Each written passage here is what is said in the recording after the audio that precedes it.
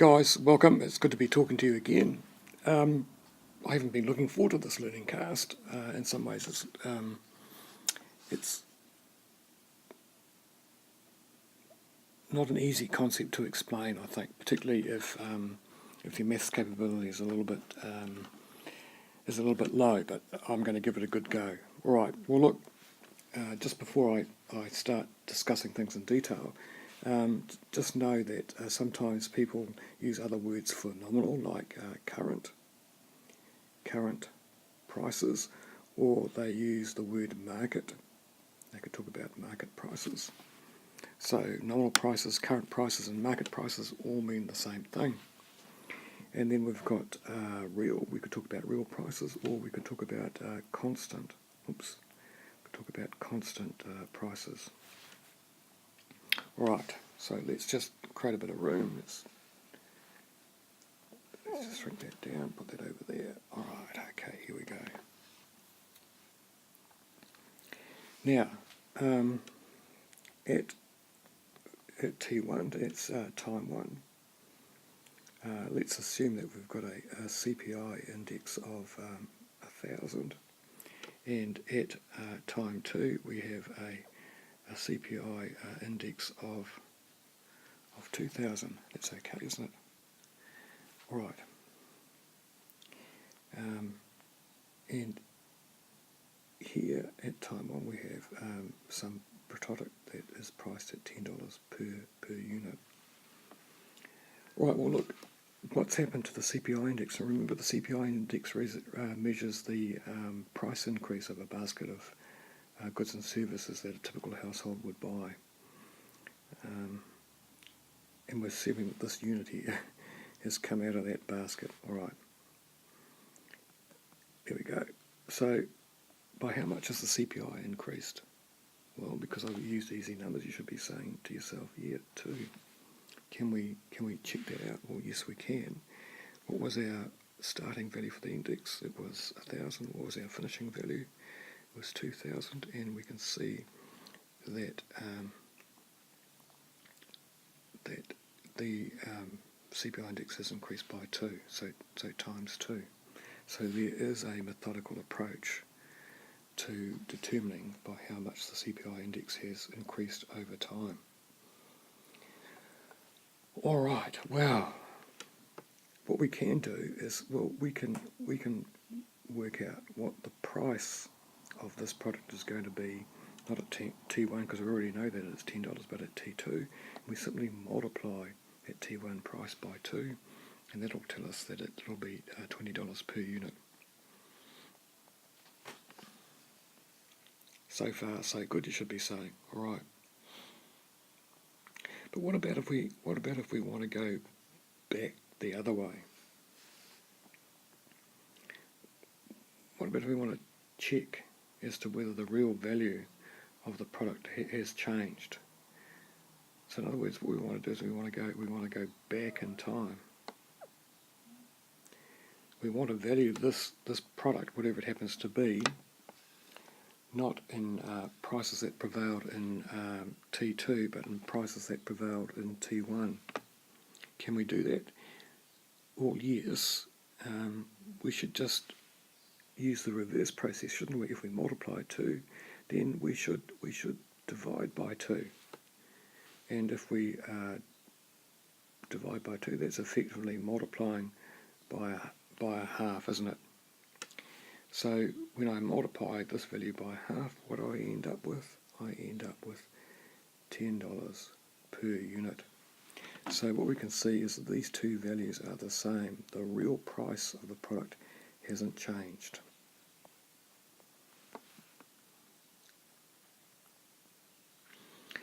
Okay, well, is there an easy way to work out these inflators if we're going forward in time, and these deflators if we're going back in time? Well, yes, there is.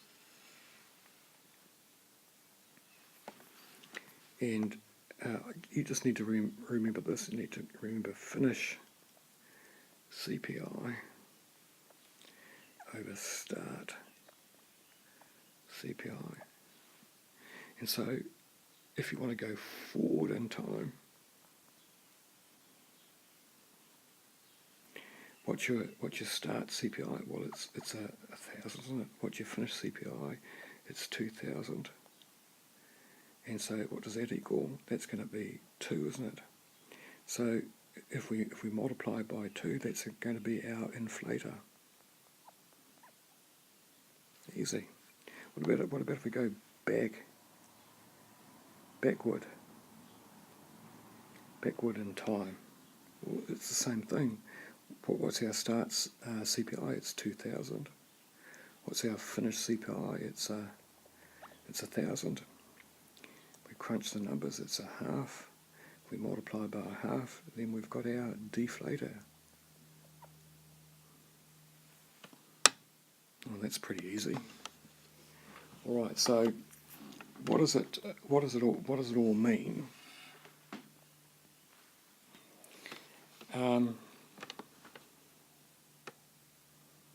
All right, so let's just, often it's good to summarise things by putting things into words, isn't it? So what I could say is what cost $20 per unit. Let me just think this through. And T2 would have cost $10 per unit in T1.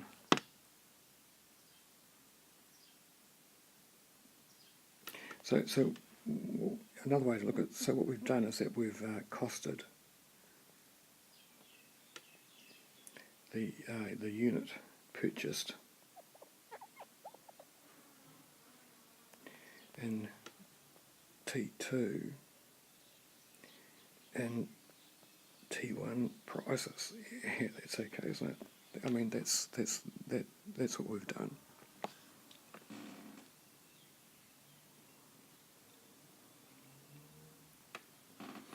And what we can see when we've done that conversion is we can see that the price of the unit, when expressed in T1 prices, hasn't changed, has it?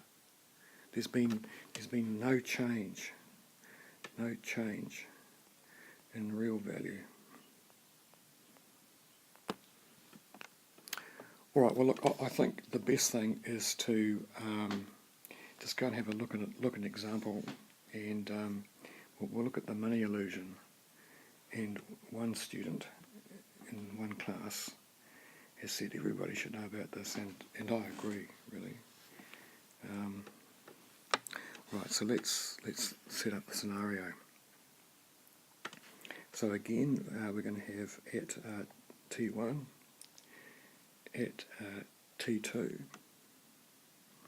So we're going to have a CPI value of 1,000, a CPI value of 2,000. Remember, I've tried to keep the numbers simple so you can do the maths in your head if you haven't got a calculator.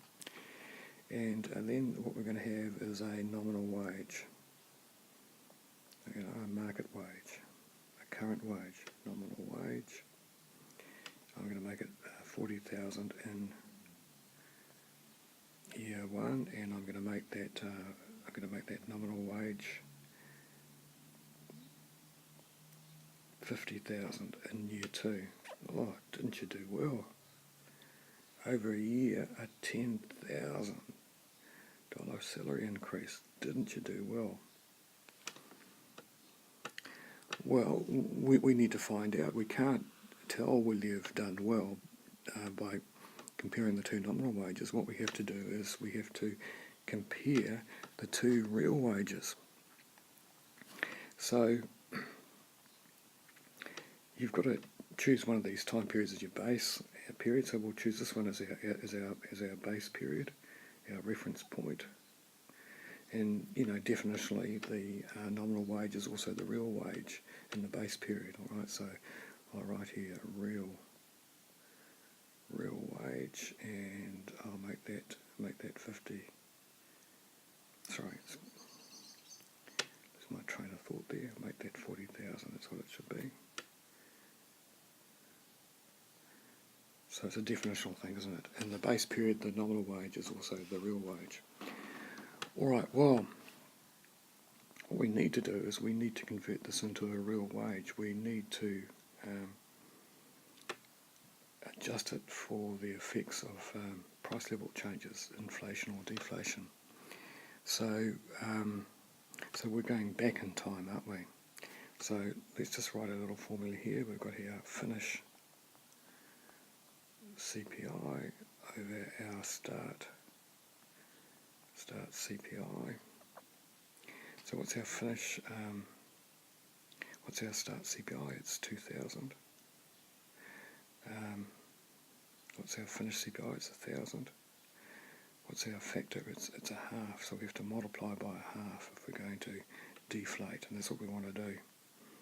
We want to express this nominal wage earned in time period T2 in T1 prices. Right, so here we go. 50,000 times a half is 25,000. So our real wage for T2, remember this is our real wage T1, so if I write down here T2, I'm stumbling a little bit because I'm a little bit concerned, our real wage is 25,000. In fact, what you can see is that your real wage has gone down. Your real wage has gone down by 15,000, hasn't it? Who's losing? You are.